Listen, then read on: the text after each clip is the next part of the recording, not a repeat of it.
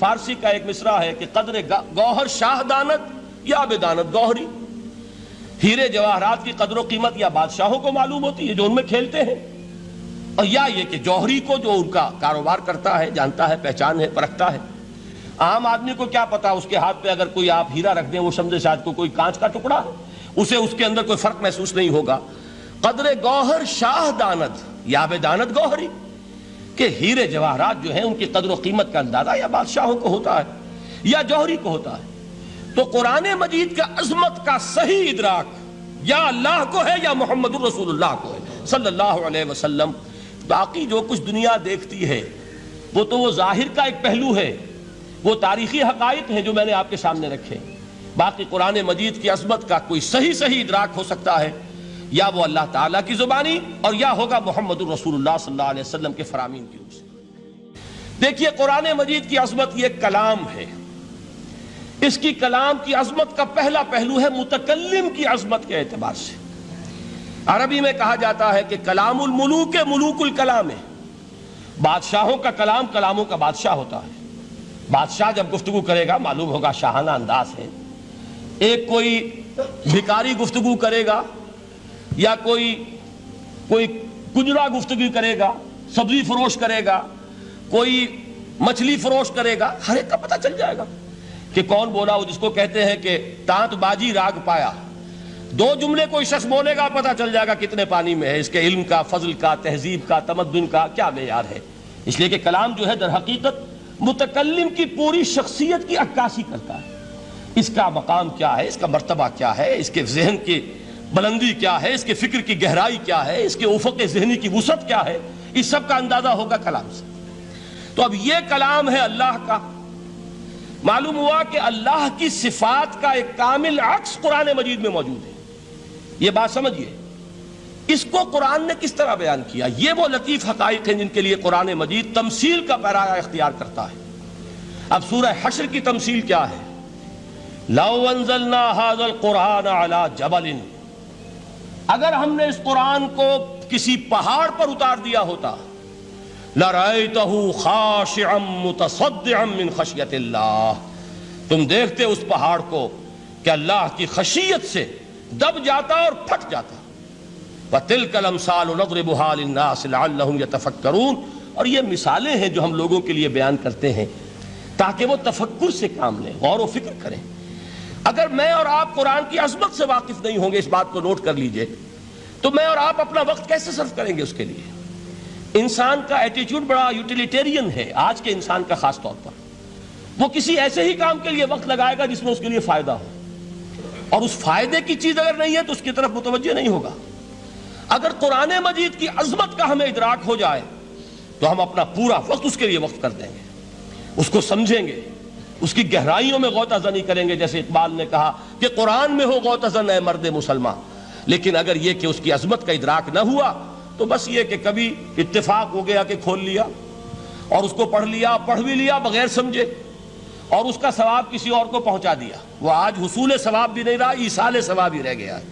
ورنہ یہ کہ بہرحال علامہ اقبال نے جو اس پر پھپتی چست کی ہے کہ بآیا تشترا کارے جزی نیست کہ از یاسین او آسا بمیری، اس قرآن کی عظیم آیات سے اے مسلمان آج تیرا سروکار صرف اتنا رہ گیا ہے کہ کوئی شخص مر رہا ہو، عالم نزا میں ہو، تو اس کو یاسین سنا کر اس کی جان جلدی سے نکال دو، آسانی سے نکل جائے، بس یہ سروکار رہ گیا۔ میں یہ نہیں کہتا کہ نہ پڑھی جائے، حضور نے فرمایا ہے پڑھنی چاہیے، لیکن صرف یہ نہیں ہے اس کا مصرف۔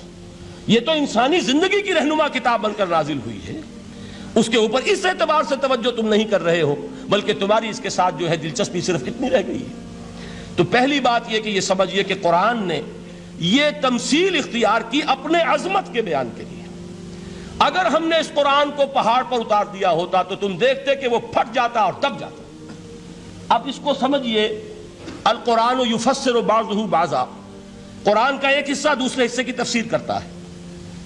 سورہ اعراف میں واقع آیا ہے کہ حضرت موسیٰ علیہ السلام کا آپ کو معلوم ہے کہ کوہ طور پر اللہ تعالیٰ سے ہم کلامی کا شرف حاصل کرتے تھے، گفتگو ہو رہی ہے لیکن اللہ نظر نہیں آ رہا۔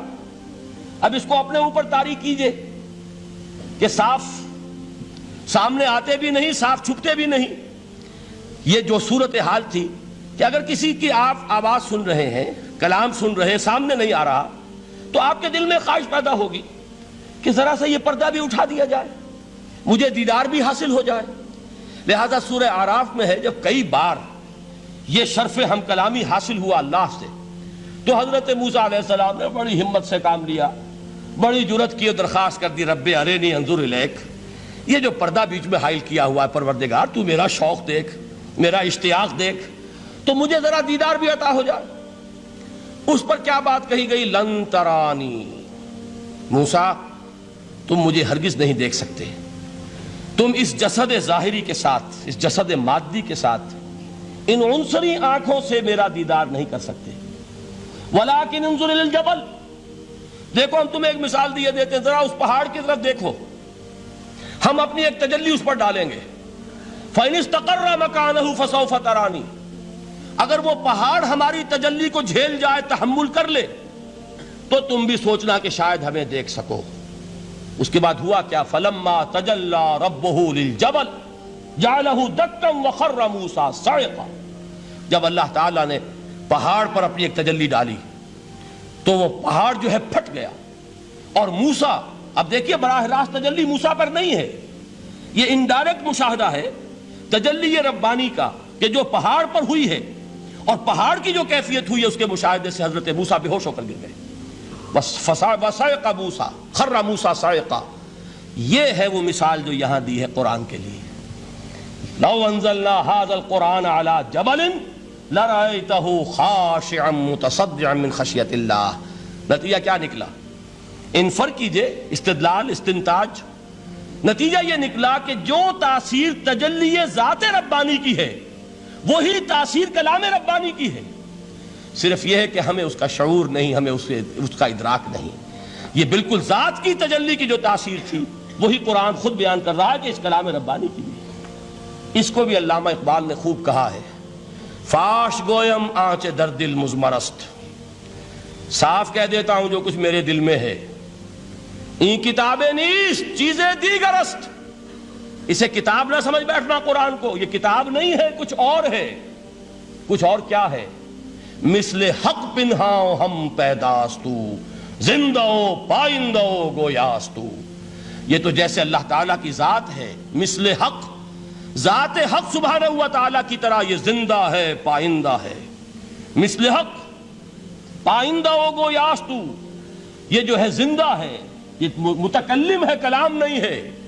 کل صفات ربانیہ جو ہیں ظاہر اور باطن، مثل حق پنہا، ظاہر و پنہا، اور حی و قیوم جیسے اللہ کی ذات ہے، وہی صفات اس کلام کی ہیں۔ اور اس کے بعد وہ شعر آیا تھا جو میں پہلے سنا چکا ہوں، چوں بجاں در رفت جاں دیگر شود، جب یہ قرآن کسی انسان کے اندر سرایت کر جاتا ہے، اس کے دل پر نازل ہوتا ہے۔ دیکھیے یہ الفاظ آپ کو کہیں اور نہیں ملیں گے۔ میرے نزدیک جہاں علامہ اقبال اس دور میں قرآن کی عظمت کا سب سے بڑا ثبوت ہے، وہاں عظمت قرآنی کے سب سے زیادہ واقف اور اس کا سب سے زیادہ شعور رکھنے والے بھی علامہ اقبال ہیں۔ یہ الفاظ آپ کو کہیں نہیں مل سکیں گے کہ مثل حق پنہاؤ ہم پیداستو، زندہ و پائندہ گویاستو، چوں بجاں در رفت جہاں دیگر شود، جہاں چو دیگر شد جہاں دیگر شود، جب یہ انسانوں کے اندر سرایت کر جاتا ہے، ان کے اندر ایک انقلاب آ جاتا ہے، اور یہ اندر کا انقلاب ہے جو ایک عالمی انقلاب کا پیش خیمہ بنتا ہے۔